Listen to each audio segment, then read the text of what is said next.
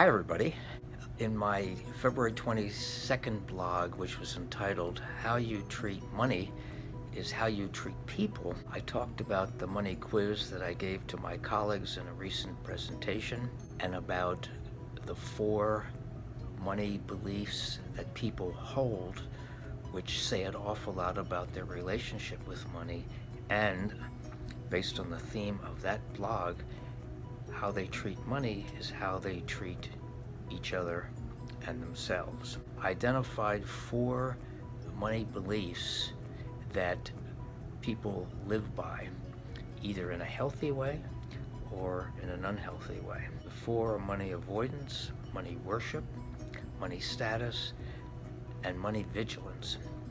That blog addressed the first of the 4, money avoidance. Today I want to talk about money worship.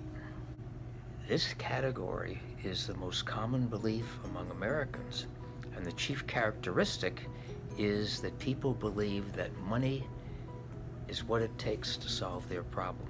If they have money, they're going to be fine. If they don't, they're not.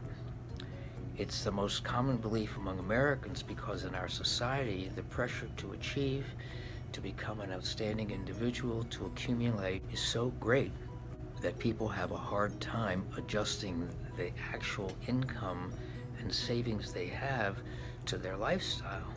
So they're always living on this edge. So many, not all fortunately, so many on this edge where they're constantly under pressure, and they never stop to think, if I adjusted my lifestyle down by, say, 10 or 20% and keep current level of income and savings and investment, I might be much more at peace with myself and actually find that the quality of my life is a lot better. Instead, people who score high in the quiz on money worship are vulnerable to hoarding, gambling, workaholism, overspending, and carrying a lot of revolving debt. So if you haven't taken the money quiz yet, go on my website, take the quiz, and see whether this particular money belief is one that's a challenge to you, or whether you have a healthy relationship to money and don't fall prey to some of those vulnerabilities that I just described. Studies have shown that increases in wealth do not correlate with an increase in happiness. Of course, we all want to have enough money to live comfortably.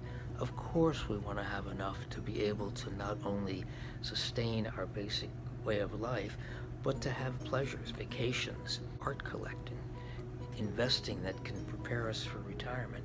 Those are helpful, worthy goals. But beyond that, the pressure and the intensity of worshiping money and believing it will solve your problems is a setup for the very opposite. Ask yourself, why isn't what you have enough? If it is, celebrate.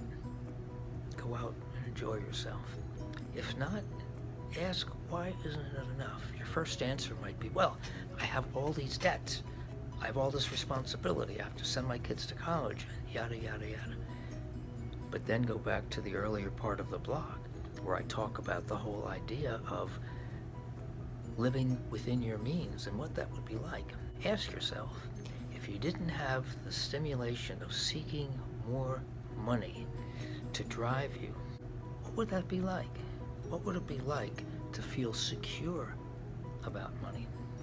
Next blog, I'll talk about the 3rd of the money beliefs, money status. Take care. See you.